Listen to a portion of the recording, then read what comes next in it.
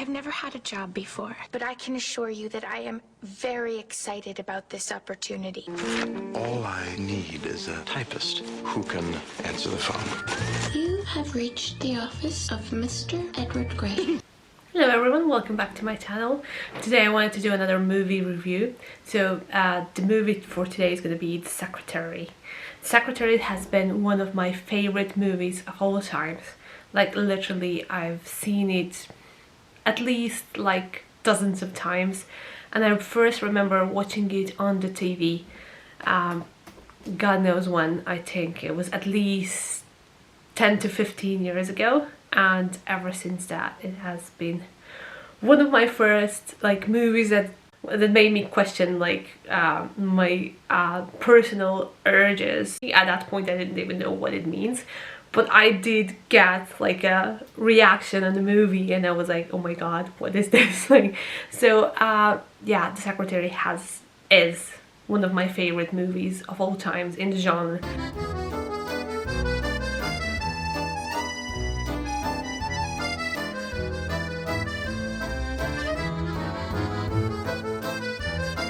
When you go to the actual website, it says that it's a comedy, drama and romance. It's kind of the weird thing that they put it into the comedy because I don't see anything funny in it, but maybe some other people kind of see something funny in the movie itself. If you do, please tell me, because I haven't even noticed. It is like a kind of, it is a romance, obviously. It is a drama as well because of the things that we're going to talk about later. I'm just gonna tell you a bit that you would get in an introduction and the any web page about the movie. Is a young woman recently released from a mental hospital gets a job as a secretary to a demanding lawyer, where the employer-employee relationship turns into a sexual sadomasochist one. And if you haven't watched the movie before, so please stop here and go and watch the movie, and then you can come back to me because I don't want to spoil the entire experience for you. The movie is kind of into Bdsm genre. It also has a deeper kind of drama to it and like personal stories, and that's the way I could actually connect with. The interesting story here is that Maggie, she's Lee in the movie. Lee is actually released from a mental institution recently, so she's on her way home, the home that is deeply disturbed. So basically her sister is kind of like a normal woman that, you know, she fits into the society. She is getting married, you know, everything in her life is perfectly normal, but then, you know, her parents' marriage is falling apart. Her father is very abusive, and the way she copes with the abuse and the fact that she can't, you know, control the situation, she takes it out on herself. Are you shy? I'm shy. You're not shy. You're a lawyer. I'm shy. I overcome my shyness in order to get things done. So she becomes very, you know, self-abusive. She is cutting herself, you know, and in a way that is her release from the pain. And I was there, like I was never a cutter, I never was hurting myself, but I remember a lot of times where psychologically you wouldn't take it out on your parents, but you would take it out on yourself, because as a child you feel like your parents are like a sacred ground. They're the ones that always know everything. They're the ones that are always right. So if something bad is happening, you kind of always take it on yourself. And this is what Lee was doing. And then on the other hand, we have another Mr. Gray that is acted by James Spader. And he is a very dominant man. Well, not really that dominant. He is more of a obsessive compulsive behavior where everything needs to be perfect. You know, he's a perfectionist up to the point where, you know, he's going crazy if something isn't perfect, and I think that he has all these sadistic urges where he doesn't know where to put them, and every time when he forms a meaningful relationship with any of his submissives, he has to back off. And it's very interesting to look both of these characters, you know, in a manner where they all have their personal shit, but in this dance of dominance and submission, they actually really fit well together. And you can see that throughout the movie. Also, you can see Lee trying to form a normal relationship, but in a way she identifies her sexual liberation through actually her submission and through, you know, taking that role. And you can see literally like throughout the movie how she's becoming from this really shy and closed-up girl to this, you know, very powerful yet submissive woman. And you can see also Mr. Grey going from a place of, you know, actual domination to the place where he can't really connect with people.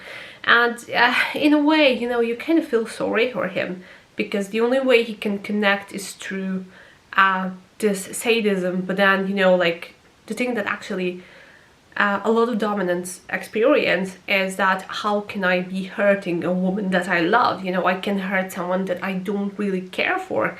But also in a way he doesn't understand that by actually hurting her, he is stopping her from hurting herself. You know, because in a way when he hurts her, it is a hurt combined with pleasure, and it is empowering. But when she is only hurting herself, it's disempowering, and it's basically, you know, giving the power back to whoever put her in this place.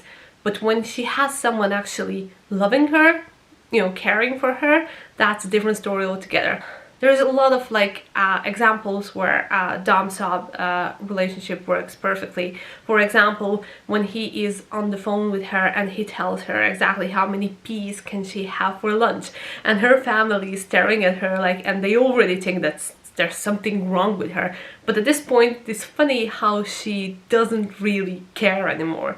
She is, you know, in her place where she feels the happiest. An entire world stops existing around her, basically.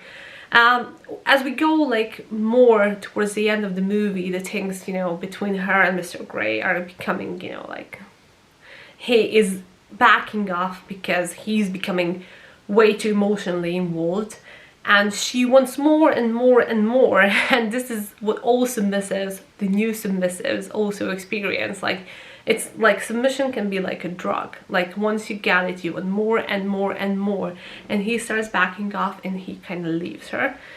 And she tries to marry this Peter guy that she can't really feel for.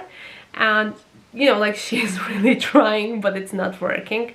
And at some point, like, she realizes that she really wants him, and she really wants Mr. Grey. And then she runs over to his office, and he tells her to sit down, and she would not disobey him. And in a strange way, like, I know a lot of people don't understand why and how this was an act of love for them, but in a dom-sub relationship, it is something that he needs to see, you know. When a woman loves him, the only way that she can show it to him is to just obey perfectly. And then for her, it's to listen and to show her strength through even peeing herself on that chair, on that exact chair. And this is like, it's a very interesting movie, not only in like BDSM wise, but also psychologically. And you can see that love can be different, you know, there's many ways to love a person, and then we're all different, you know, what fits from one person. For example, Peter, you know, when she told him to spank her, he didn't know how to do it. This wasn't his story, this wasn't his role to play, and this wasn't the place where he feels comfortable. And for her, you know, like vanilla love would be a place where she would stay cocooned, and she would never actually show her true persona, you know. Like when she took that sewing kit and threw it in the river, it was like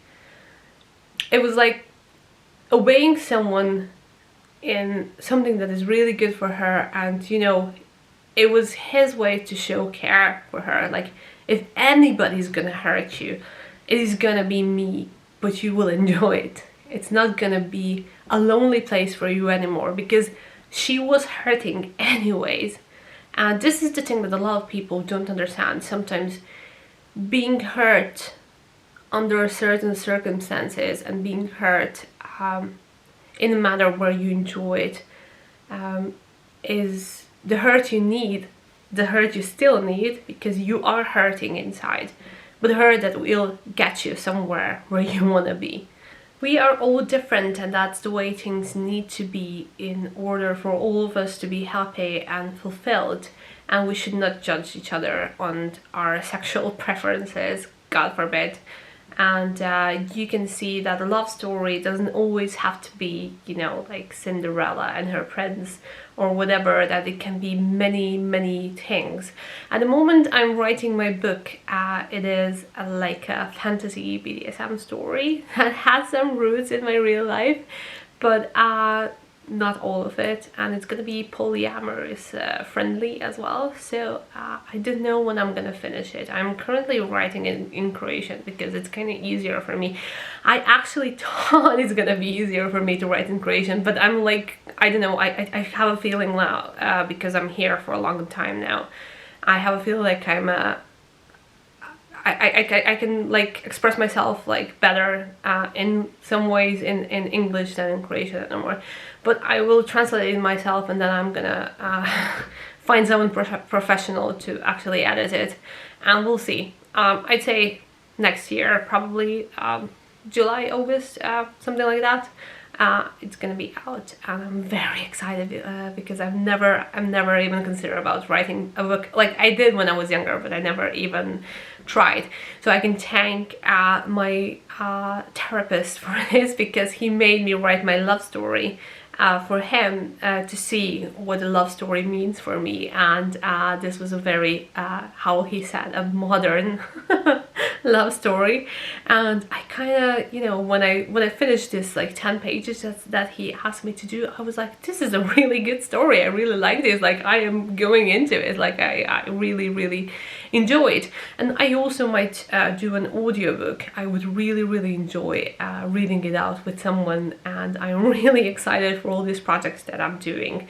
I'm kind of cutting my hours at work now more, and I'm doing more singing lessons, so I have more time. So things are going good for me. Tell me what you think about this movie as well. Sorry, I just went off the subject for a second. Tell me if you enjoyed it, if you watched it. If you haven't, please do, because I really did. And I will be seeing you soon, guys. Thank you very much for watching. Bye bye.